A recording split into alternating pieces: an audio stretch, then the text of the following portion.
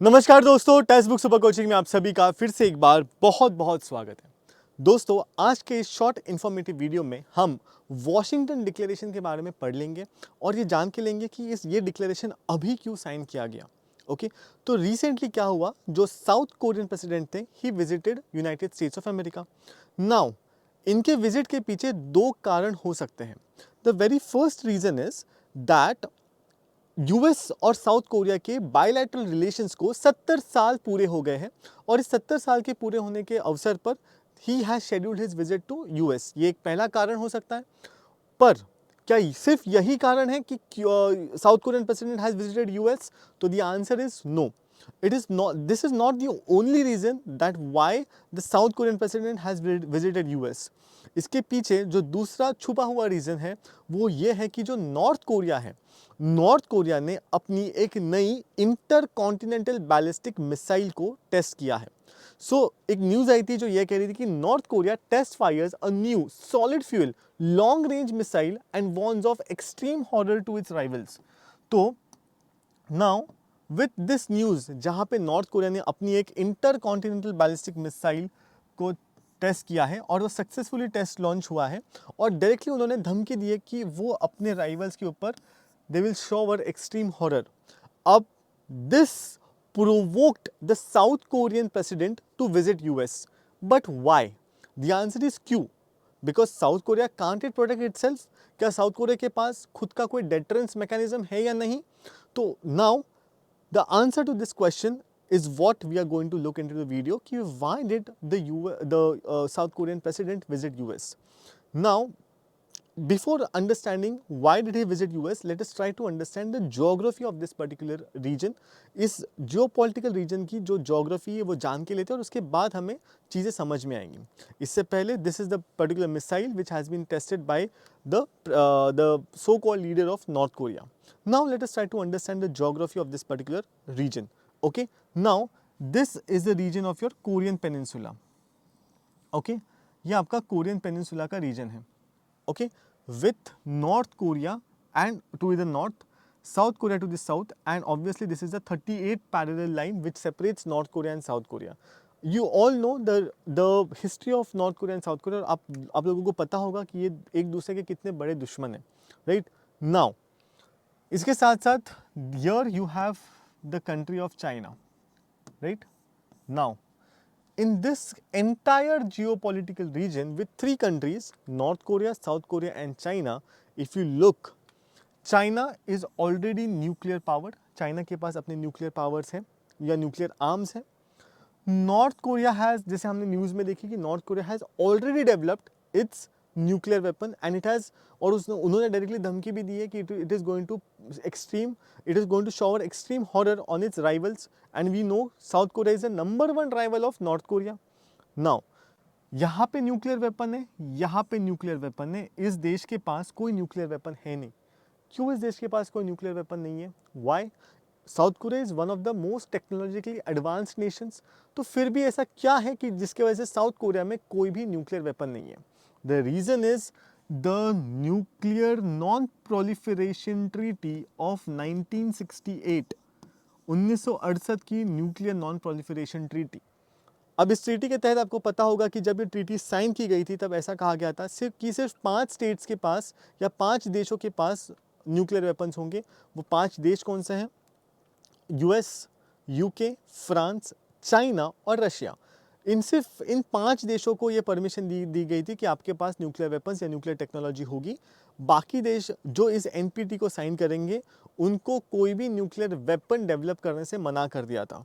And South Korea is the signatory to this NPT treaty, जिसके वजह से south Korea के पास कोई भी न्यूक्लियर वेपन तो है नहीं। Now look at the scenario, nuclear armed, no nuclear weapons.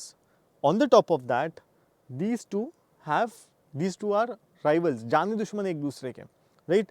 Apart from that, North Korea and China, they share somewhat good relations with each other.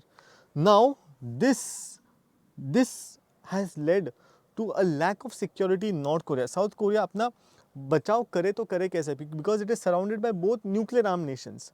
इसी के वजह से जैसे ही नॉर्थ कोरिया ने अपनी एक सक्सेसफुल टेस्ट फायर की of the intercontinental ballistic missile, this provoked the South Korean president to go to its ally, अपने दोस्त के पास जाने को प्रोवोक किया और यूएस के पास जाके उन्होंने वॉशिंगटन डिक्लेरेशन साइन किया। अब ये वॉशिंगटन डिक्लेरेशन क्या है? तो ये वॉशिंगटन डिक्लेरेशन जो है ये एक बायलैटरल अग्रीमेंट है between United States of America and South Korea.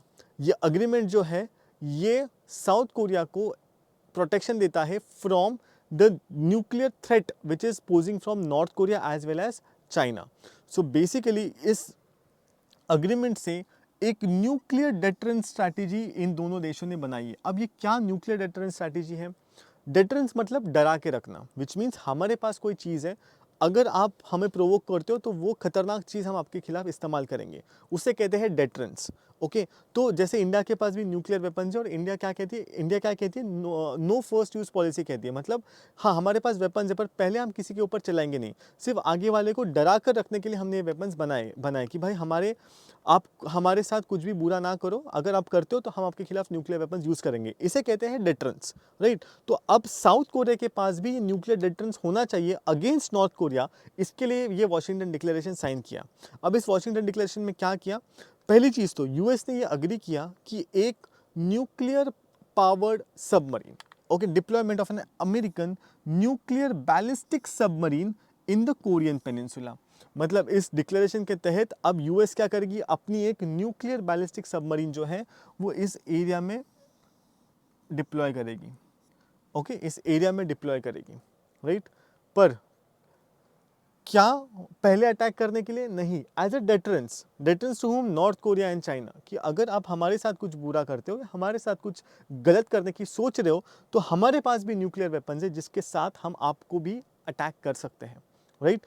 सो पहली चीज़ तो एक सबमरीन डिप्लॉय की गई थी। अब इस सबमरीन के साथ साथ एक कंसल्टेटिव ग्रुप भी फॉर्म करने की बात हुई यहाँ पे, nuclear consultative group, okay, to formulate principles of joint response tactics. मतलब अगर कल जाके कोई ऐसे हालात आते हैं जहाँ पे हमें अटैक करना होगा, तो एक रिस्पॉन्स टैक्टिक्स क्या होनी चाहिए, उसके लिए एक न्यूक्लियर कंसल्टेटिव ग्रुप को बनाया जाएगा।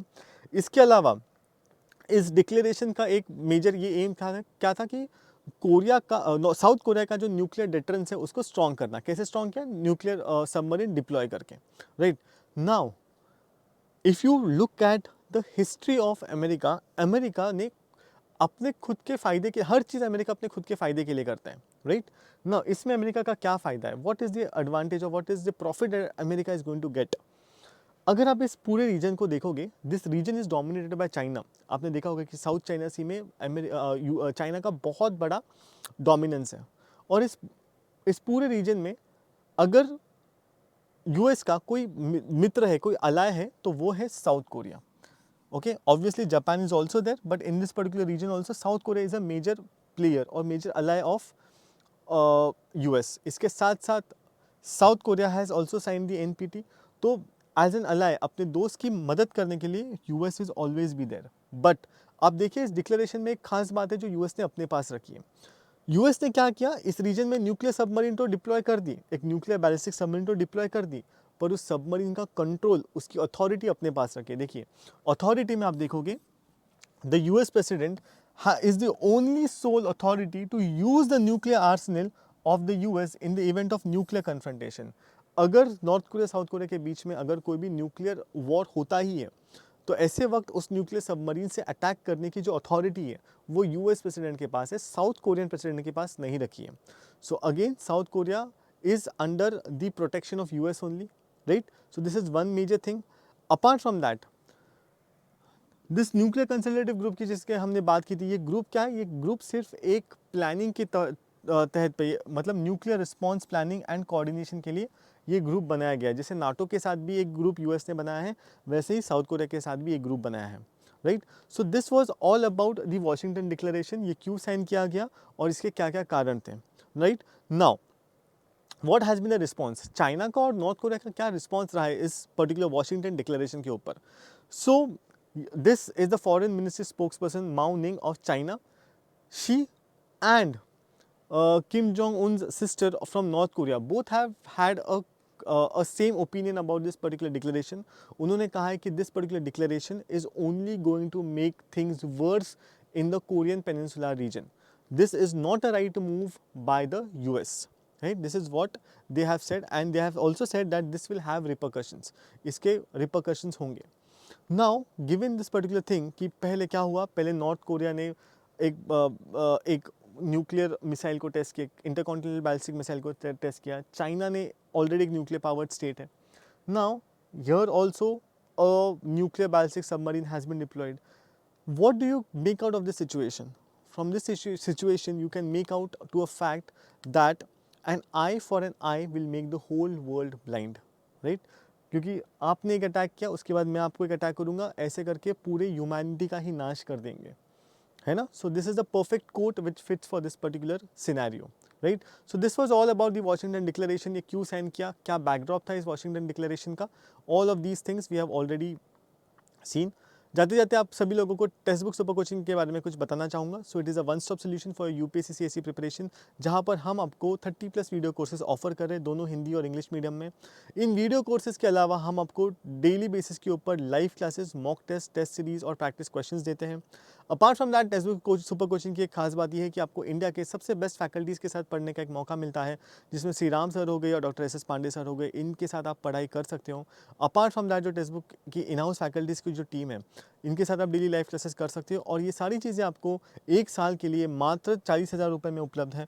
But if you use my coupon code which is my name Akash, okay, if you use this particular coupon code which is AAKASH, so at that point of time you'll get a 25% discount, which means you'll not have to pay this, you'll have to pay only 30,000 rupees to get your subscription. Okay, thank you so much. Stay tuned on this particular channel to get information on more such videos. Thank you so much.